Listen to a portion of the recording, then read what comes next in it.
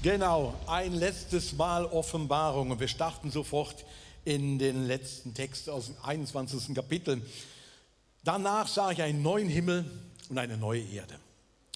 Der frühere Himmel und die frühere Erde waren vergangen, auch das Meer gab es nicht mehr.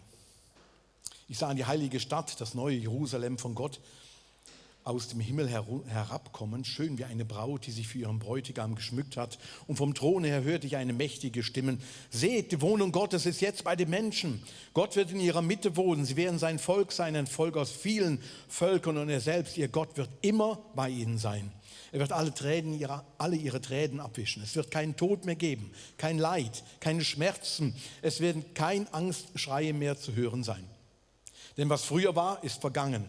Und daraufhin sagte der auf dem Thron saß: Siehe, ich mache alles neu. Und er befahl mir: Schreib die Worte auf, die du eben gehört hast, denn sie sind wahr und zuverlässig. Und dann sagte er zu mir: Nun ist alles erfüllt. Ich bin das A und das O, der Ursprung und das Ziel aller Dinge. Wer Durst hat, dem werde ich umsonst von dem Wasser zu trinken geben, das aus der Quelle des Lebens fließt. Denn das alles wird das Erbe dessen sein, der siegreich aus dem Kampf hervorgeht. Und ich werde sein Gott sein und er wird mir Sohn sein. Offenbarung 21. Leute, vielleicht kennt ihr das, wenn irgendwas komplett Neues in euer Leben mal eintritt. Irgendetwas, wo so neu ist, dass wirklich, es ist nicht einfach ein neues Handy oder ein neues Auto, sondern wirklich ein Event im Leben, wo du merkst, wow, das ist jetzt wirklich für etwas komplett Neues. Manchmal ist das sogar ein Umzug in eine andere Stadt, in ein unbekanntes Umfeld, wo du denkst, wow, da bin ich noch nie gewesen, kenne das gar nicht. Oder Hochzeit, du heiratest. Dann ist es hinterher wirklich anders.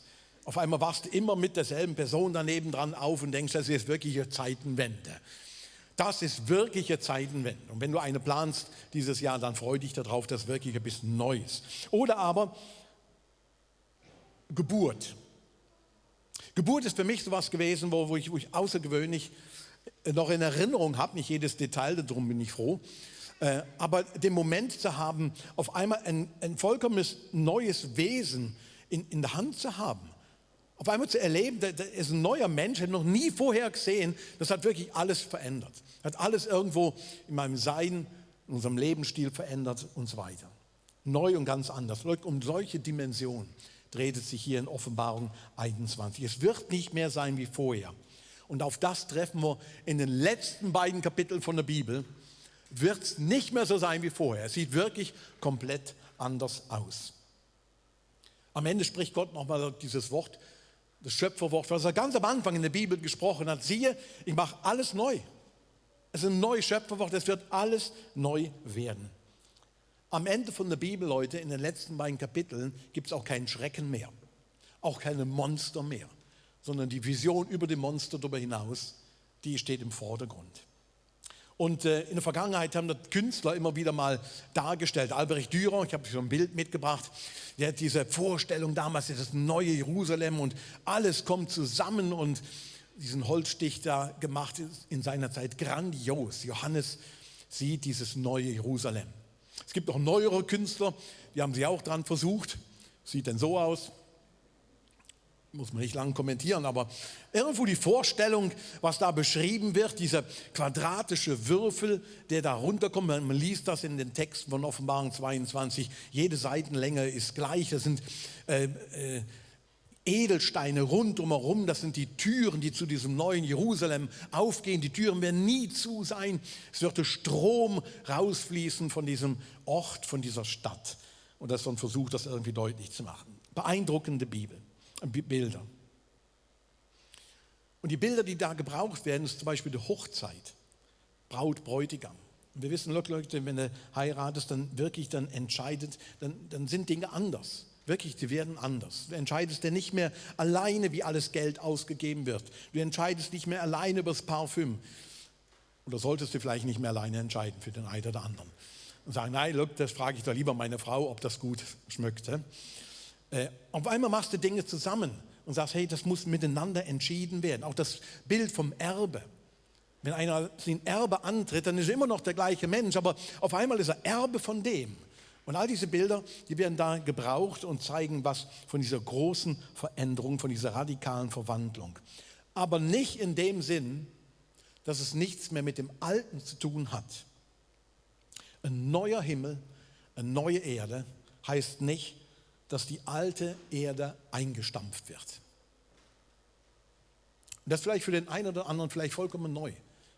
Die alte Erde wird nicht eingestampft nach dem Motto, ja, das war halt ein guter Versuch von Gott, mal ist halt dumm gelaufen, jetzt kommt Erde 2.0. Weg damit und wir haben was viel Besseres. Es ist immer noch die Erde, wie wir sie kennen, aber im erneuerten Zustand. In einem Zustand, wie Gott ihn sich immer gedacht hatte, dass er so wirklich leben würde. Es gibt durchaus Ausleger von der Offenbarung, die sagen, schau, die Erde, wie wir sie kennen, die wird komplett vergehen. Die wird wirklich komplett vergehen. Die wird wie durchs Feuer verglühen. Und in dem Sinne, sagen da manche, ist auch der Klimawandel ist dann wie ein Vorbote von diesem Verglühen von dieser Erde. Also es ist durchaus, das läuft so seinen Plan momentan. Das macht Sinn, dass wir Klimawandel haben. Und das geht zurück auf eine Vorstellung aus dem 2. Petrusbrief, wo drin steht, dass die Erde tatsächlich durch ein Feuer des Gerichts Gottes vergehen wird. Und Leute sagen, das wird ersetzt hier, das gibt es nicht mehr. Das war einmal, aber das wird nicht mehr, das ist weg. Und manch einer macht daraus sogar einen Rückschluss und sagt, warum soll man sich um das Klima noch einen Kopf machen? Das ist längst im Plan Gottes eingebaut, dass wir alle verglühen werden, dass das weggeht. Wir müssen uns da wirklich uns keine Gedanken machen. Der Klimawandel ist in Anführungszeichen ein Teil von Gottes Plan. Es wird so alles im Bach runtergehen, von daher, was soll's. Und die Haltung wird dann durchaus auch sogar als christlich dargestellt. Leute, solche Meinungen, Einstellungen, die so pseudobiblisch daherkommen, die entstehen dann, wenn man die Bibel nicht ernst nimmt, sondern nur wörtlich liest. Wir haben das mehrmals gesagt in dieser Serie. Nimm Gottes Wort ernst, aber nicht jedes Wort da drin für wörtlich, weil Feuer ist in der Tat etwas, wie Gott sich selbst sogar beschreibt, was sehr Läuterndes und Reinigendes. Wird in Hebräer ist die Rede davon, dass Gott ein verzehrendes Feuer ist, wo alles eben drin gereinigt wird. Leute, aber wenn Hebräer davon spricht, und vielleicht hörst du das heute zum allerersten Mal oder im Livestream bist dabei und hast noch nie diese Stelle im Buch vom Hebräer gelesen, dann ist da nicht gemeint, Gott ist ein verzehrendes Feuer, wo alles vernichtet, wie ein Lavastrom, alles hinterher platt, sondern das Feuer von seiner leidenschaftlichen Liebe, das ist ein Charakter Gottes, wo damit ausgedrückt wird, dass die Liebe ist wie ein Feuer in ihm und das reinigt wirklich alles. Und in dem Sinne wird es mehrmals in der Bibel dann hinterher auch beschrieben, dass tatsächlich eines Tages alles, Holz, Heu, Stroh, Stoppeln, so wird es beschrieben von uns, wie weggebrannt wird. Alles, was irgendwo nicht zu diesem neuen Welt, zu dieser ultimativen Gemeinschaft zu Gott passt, wird wie durchs Feuer gereinigt, geläutert, wird weggenommen. Nichts von dem hat mehr Bestand. Am Ende ist wirklich nur noch das da, wo wirklich wertvoll und wichtig und zu dir gehört. Und das ist das Bild, wo hier gemalt wird. In dem Sinne ist es nicht ein Bild, wo alles vergeht und verglüht und der Klimawandel irgendwo auch noch drunter runterkommt, sondern du musst es quasi wie eine Dusche vorstellen. Du wirst gereinigt und jeder Dreck fällt ab. Das ist ein Bild, wo wir heute mehr kennen. Du stehst unter so einer Regendusche drunter und bist verschwitzt und dreckig und stinkst und machst und denkst, Halleluja, gibt's Duschen. Und das Bild wird hier gebraucht, dass am Ende von aller Zeit wir quasi wie in Gottes Liebe geduscht werden und der Prozess von der Heiligung, in dem sind wir drin. Und am Ende wird das tatsächlich Gott sich als so ein verzehrendes Feuer, wie so eine ultimative Dusche darstellen. Am Tag vom Gericht wird wirklich alles gereinigt werden. Nichts mehr von dem ist da. Und am Ende von diesem Feuerprozess sind wir dann tatsächlich die Menschen, die wir schon immer sein sollten. Zur Vollkommenheit quasi gebracht worden. Es wird irgendwann einen vollkommenen Ralf Dörpfeld geben. Ja. Er wird wirklich das Gottes ultimative Ziel sein. Irgendwann wird es diesen vollkommenen Ralf Dörpfeld im Himmel geben. Und ich werde immer noch die gleiche Identität haben. Ihr werdet mich immer noch als Ralf erkennen im Himmel. Und ich werde euch auch noch immer erkennen im Himmel. Micha, Sarah, ich werde euch sehen. Aber ihr werdet in einem ganz neuen, zur Vollkommenheit gebrachten Zustand sein. Das wartet auf uns. Und gut, bei mir werdet ihr vielleicht nicht so einen ganz großen Unterschied sehen. So, vielleicht noch so da und dort ein wenig jetzt. Ich weiß schon, was meine Frau nachher sagen wird. Wenn das Vollkommenheit ist, wie sieht denn? Nein, lassen wir das. Lassen wir das. Der Punkt, wo mir wichtig ist, wo mir wirklich wichtig ist, dass ihr checkt, es geht hier um eine Kontinuität. Es geht hier wirklich um was, wo entstehen wird in den Himmel hinein. Als Jesus gestorben war, auferstanden war, hat er eine neue Art Körper gehabt. Er war immer noch Jesus. Man erkannte ihn auch immer noch als Jesus. Aber er war wie in einem zur Vollkommenheit gebrachten neuen Zustand. Leute, und auf die gleiche Weise wird auch die Erde zur Vollkommenheit gebracht werden. Sie wird nicht einfach weg. 1.0 können wir nicht gebrauchen, sondern sie wird wirklich zur Vollkommenheit gebracht werden.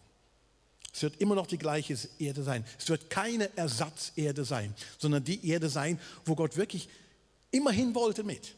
Und er sagt, das ist mein ultimatives Ziel. Es ist immer noch, mit anderen Worten, Leute, die Geschichte Gottes mit uns Menschen, mit seiner Menschheit auf dieser Erde. Und die wird am Ende von der Bibel uns auf einmal gezeigt, wie das denn irgendwie aussieht. Das heißt dann in dem Text, das Meer wird nicht mehr da sein. Das Meer wird nicht mehr da sein. Und falls du mal den Text irgendwann mal gelesen hast und darüber gestolpert bist und hast dich dann gefragt, was um alles in der Welt hat Gott gegen Ozeane? Was soll das? Hey, hallo, warum will Gott keinen Ozean mehr haben? Das ist ein wunderschöner Ort und jeder, der schon mal tauchen war, das ist jetzt wirklich, ja, ich komme noch drauf. Und jeder, der schon mal tauchen war, weiß, wie wunderschöne Unterwasserwelten es gibt. Ich war einmal in meinem Leben tauchen, das war in den Philippinen, und ich habe eine Unterwasserwelt gesehen, aber ich dachte, das kann sich wirklich nur Gott ausdenken. Die Farbenvielfalt, die Schönheit, die Fische und alles und so weiter. Und dann heißt es hier, das Meer wird es nicht mehr geben. Ist das jetzt der Freipass, alle Meere zu überfischen? Es gibt durchaus Leute, die auf diese Idee kommen. Sagen, es geht so einen Bach ab, also von daher, das heißt, das Meer wird es nicht mehr geben. Nur als allererstes auch hier, du darfst das nicht einfach wörtlich nehmen, was da steht, das Meer wird es nicht mehr geben. Du musst es mit den Ohren der damaligen Zeit hören. Ferien am Meer war in der damaligen Zeit, das konnte sich kein Mensch denken. Das ist kompletter Blödsinn gewesen. Ferien am Meer, da hätte man nur den Kopf drüber geschüttelt.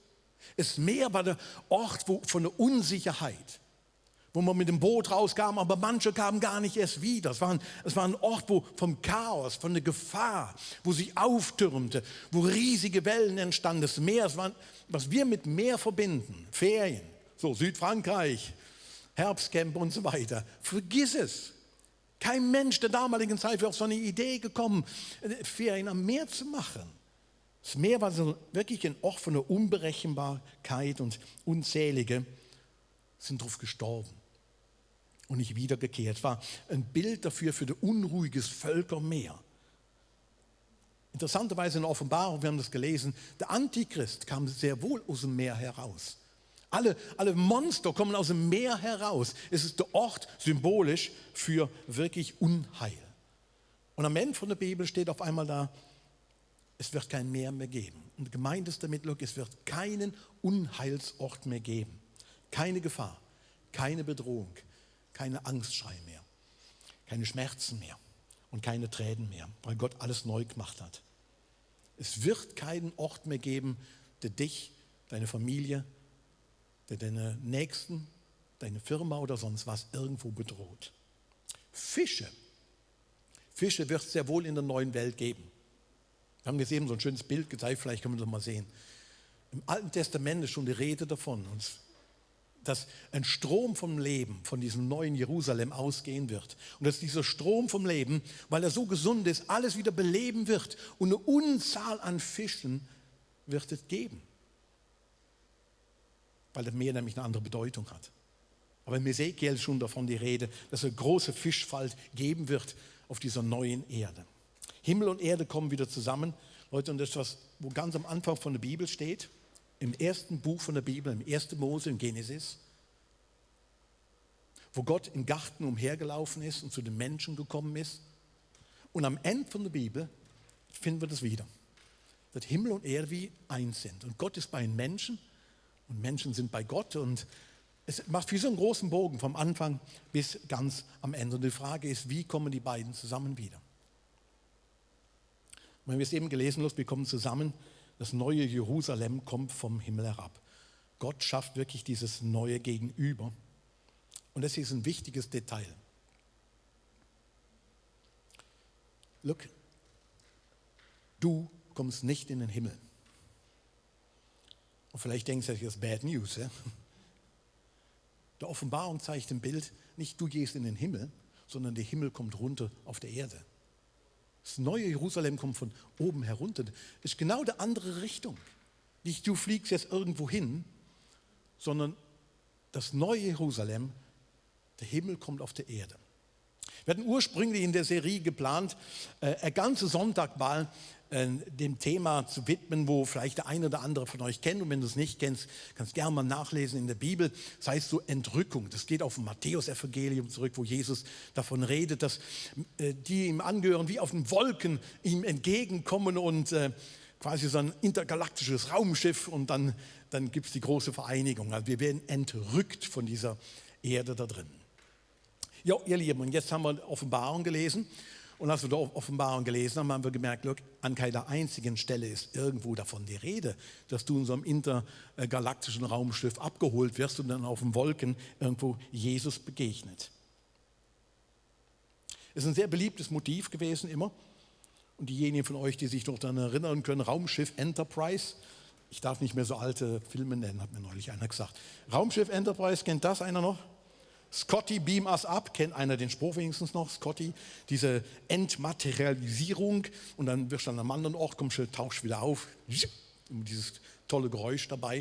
Und das war immer die Idee, ja, so muss man sich doch irgendwie die Entrückung vorstellen, nur in der Offenbarung ist in keinem Worte von die Rede, nirgends. Es geht immer in eine andere Richtung. Der Himmel kommt von oben herunter, kommt zu uns hier auf der Erde, dein Wille geschehe, wie im Himmel, so auf Erden. Und die ganze Wirklichkeit Gottes ist hier auf der Erde. Leute, und die Braut, die uns da geschildert wird, die Braut ist hier auf der Erde und sie bleibt auch auf der Erde. Sie geht nirgendwo hin, kein Raumschiff, sondern sie bleibt hier wirklich auf der Erde. Und das ist ein wichtiger Punkt, Leute, den viele Nachfolger Jesu irgendwie, was weiß ich, nicht verstehen oder nicht verstehen wollen. Die Braut ist hier auf der Erde wirklich sehr physisch anwesend. Und das geht an sich auf eine alte Vorstellung zurück in der antiken Welt schon, die zur Zeit Jesu schon umher war, dass manche Gruppen, philosophische, aber auch religiöse Gruppen davon überzeugt waren, sie hatten wie ein Vorurteil gegen Materie, wie ein Vorurteil gegen Körperlichkeit.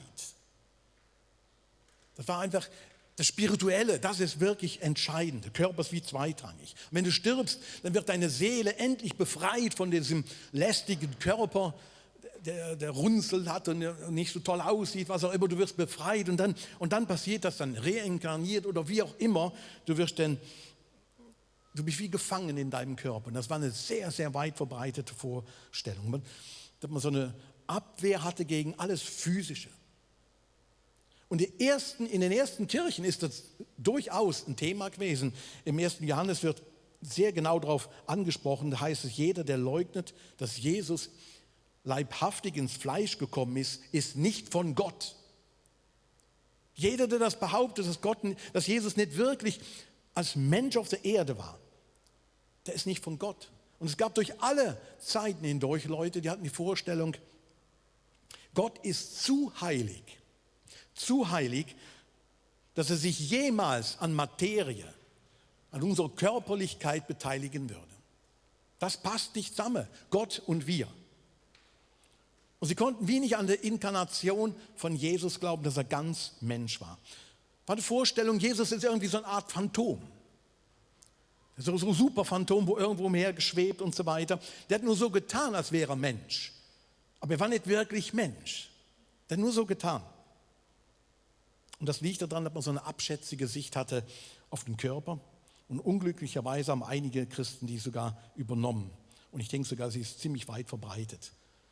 Weil dann kommt auf einmal die Idee auf eine Erde, das ist quasi das ist doch entbehrlich. Das ist wie so ein Vorspiel auf den wirklichen Himmel, wo es dann wirklich spirituell einhergeht. Und dann kommen so Ideen wie, wir sind so eine körperlose Seelen, wir schweben auf Wolke 17 oder 18 oder wo auch immer, welche Wolke du bist. Du wirst Harfe spielen, Oboe,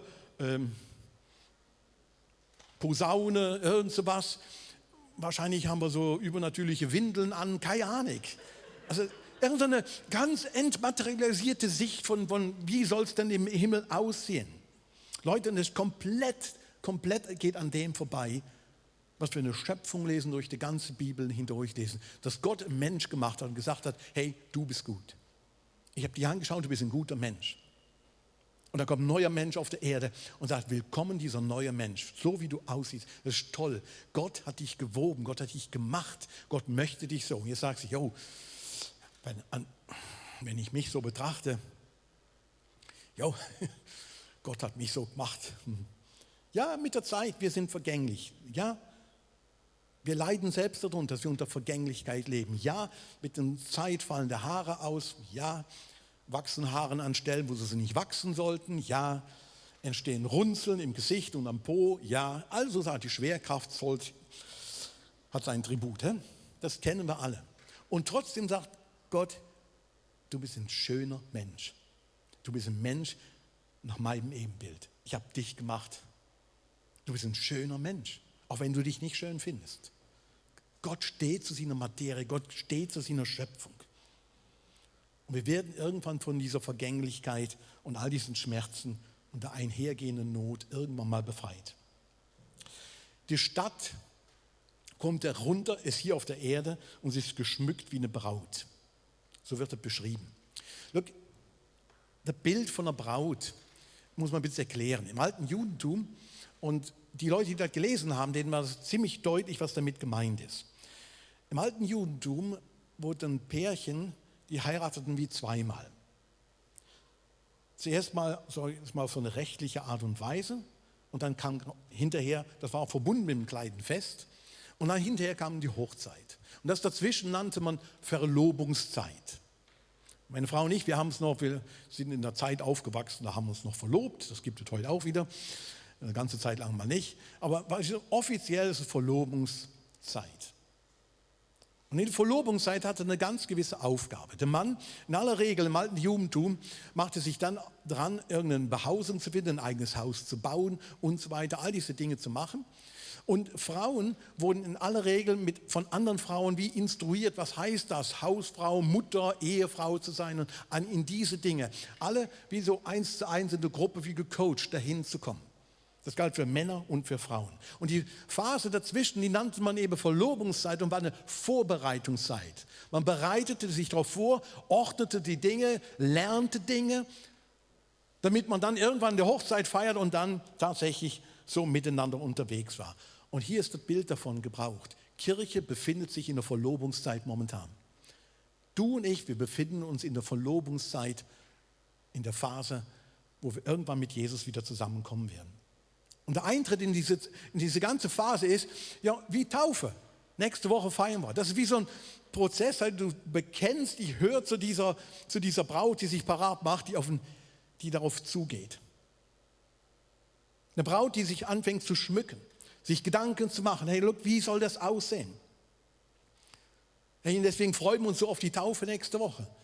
Weil Menschen machen das deutlich, ich bin Teil von dem und ich mache mich parat. Und wir sollten uns parat machen. Leute, über ein Dutzend Mal kommt in der Bibel, im Neuen Testament wird das ausdrücklich erwähnt, Leute, macht euch parat. Macht euch parat auf diese Geschichte am Ende der Offenbarung. Warum? Weil wir in der Vorbereitungszeit sind. Und mehrmals werden wir sogar wie ermahnt dazu, hey Leute, seid wachsam, ihr wisst gar nicht, wann es soweit ist. Bereitet euch vor, nehmt das nicht einfach, ja, kommt dann irgendwann. Sondern mehrmals in der Bibel wird darauf hingeschrieben, hey Leute, bereitet euch vor, macht euch hübsch, lernt was miteinander, bereitet euch auf den Tag vor. Das heißt, die Braut ist eine schön geschmückte Stadt. Eine schön geschmückte Stadt. Und das ist ein extrem wichtiger Punkt, ihr Lieben. Es ist hier von einer gemeinschaftlichen Idee die Rede, von einer Stadt.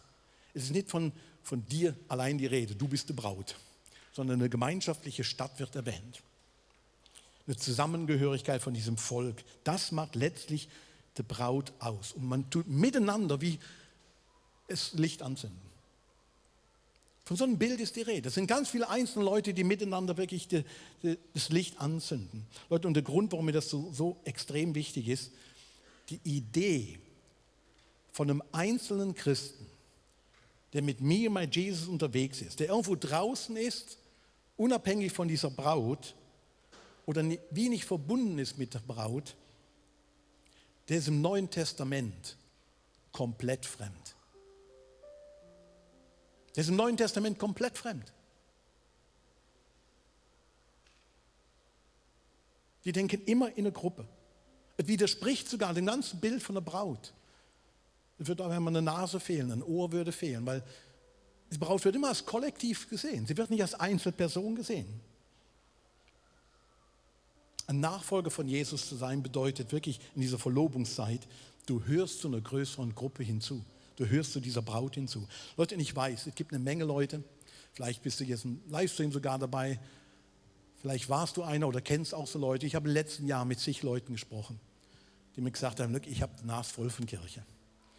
Ich kann es nicht mehr abhaben. Die Typen sind Heuchler, die gehen mir auf den Sack und alles Mögliche. Weißt du, ich höre lieber einen Podcast, ich schaue irgendwo einen Livestream und Corona macht es momentan super einfach, dich aus jeder Kirche, irgendwo, aus jeder Gemeinschaft, irgendwo zu verabschieden. Ja, ist Corona. Ja, Abstand. Ja, geht nicht. Ja, 50 Plätze und so weiter. Kein Thema. Ich habe mit zig Leuten gesprochen, wo genau den Reflex haben, hey, look, es ist zu anstrengend, irgendwo mithelfen und nein, komm. Ich höre einfach den Podcast, der mir auch gut tut, ich löse das und dann war es das. Aber hier wird unser Bild gezeigt, wo überhaupt nichts mit deinem privaten Verhältnis mit Jesus zu tun hat. Sondern die Verlobungszeit ist eine Vorbereitungszeit, dass die Kirche weltweit zusammenkommt. Dass wir weltweit zusammenkommen und auf diesen Jesus zugehen, auf den Bräutigam. Leute, das passt extrem gut in unseren westlichen europäischen Stil, dass wir uns das rausnehmen, was wir gerade brauchen. Das passt zu unserem Konsumverhalten und zu unserem Individualismus, wie ein Markenzeichen. Das, was ich gern möchte, das ist so eine private, zurechtgeschneiderte Privatreligion. Ich hole mir das, was ich gerade brauche. Look, mit dem Podcast, mit dem ist es viel einfacher.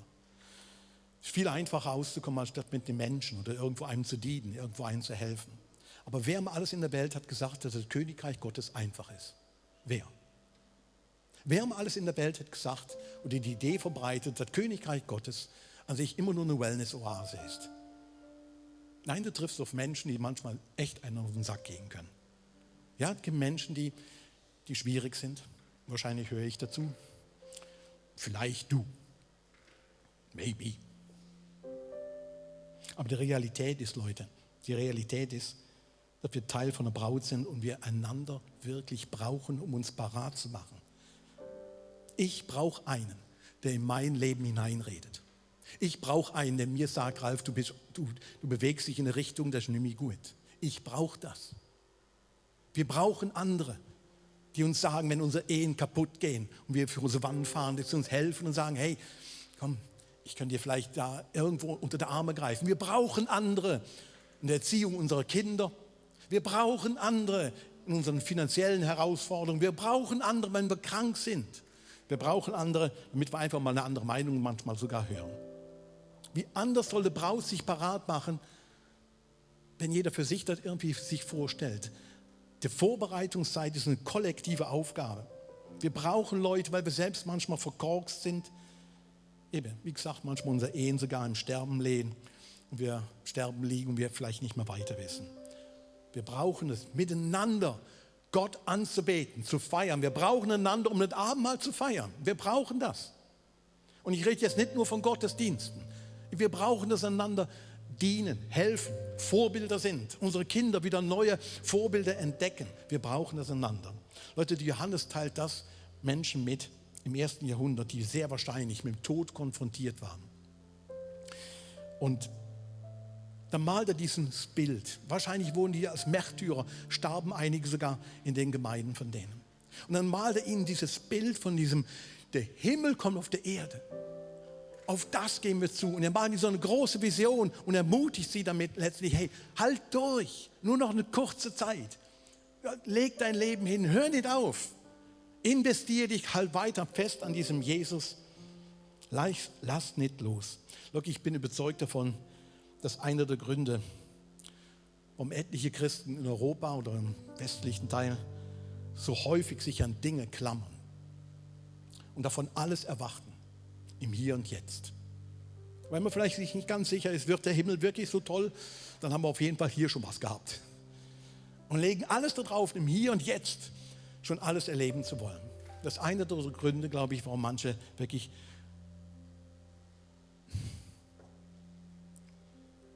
so klammern, schon hier schon klammern.